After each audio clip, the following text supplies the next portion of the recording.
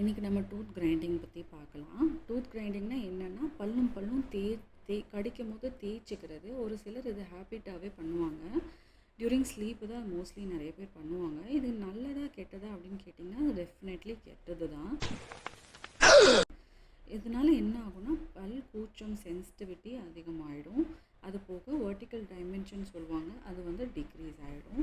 So அது degrees ஆகும்போது என்னென்னா உங்களுக்கு அந்த ஏஜ் லுக் சீக்கிரமாகவே வந்துடும். இதை ப்ரிவெண்ட் பண்ணுறதுக்காக மவுத் கார்டன் ஒன்று சொல்லுவாங்க. அது யூஸ் பண்ணால் பல்லும் தேயிற இடத்துல அந்த டிவைஸ் வந்து நின்றும். அது தேயாது. இன்பிட்வீன் ஒரு மெட்டீரியல் இருக்கும். இதை நீங்கள் அதிகமாக எப்போ நீங்கள் பல்லு கடிப்பீங்களோ அது அப்போ யூஸ் பண்ணிக்கலாம் நீங்கள் இதை.